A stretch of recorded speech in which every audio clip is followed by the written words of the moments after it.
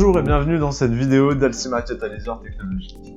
Nous allons découvrir le logiciel Cura, qui est utilisé par un peu plus d'1,5 million de personnes dans le monde, ce qui en fait le trancheur le plus répandu. Cura est un logiciel incontournable. Il va nous permettre de générer des fichiers G-code à destination de la majorité des imprimantes 3D FDM. Vous trouverez une bonne partie des machines avec des préconfigurations pour Cura. Nous, aujourd'hui, nous allons travailler avec la configuration sur la Strateo 3D développée par Emotion Tech. Quand on ouvre Cura, c'est relativement clair. On retrouve notre espace de création au centre de l'écran.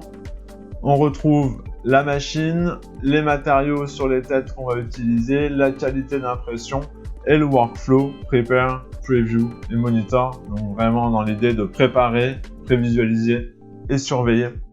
Dans un premier temps, il faut pouvoir importer un fichier. Nous allons importer cette fois un petit fichier Alcima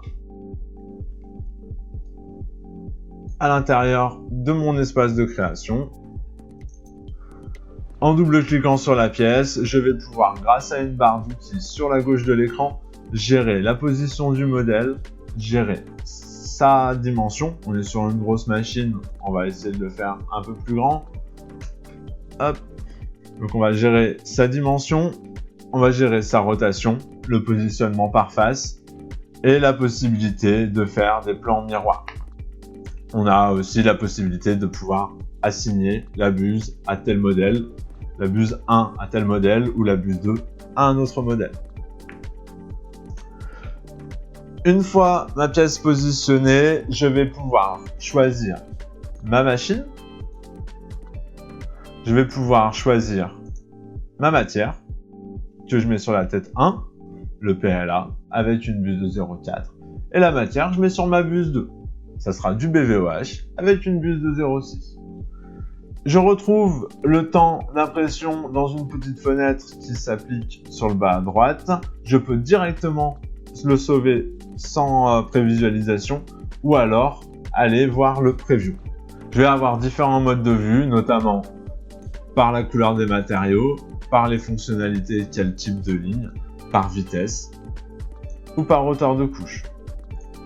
Des curseurs sur la droite et en bas me permettent de vérifier les trajectoires par ligne ou par couche.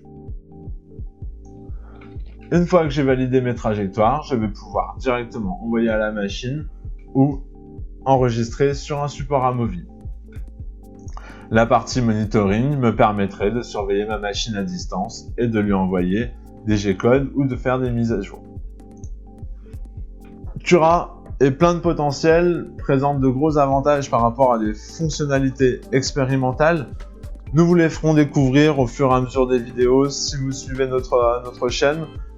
Maintenant que vous en connaissez un peu plus sur Cura et que vous voulez l'utiliser à son plein potentiel, et notamment par rapport à l'utilisation de la partie expérimentale avec des trajectoires relativement insolites et des remplissages plutôt originaux, n'hésitez pas à nous suivre sur notre chaîne ou à nous contacter sur le mail défier@alcima.tech.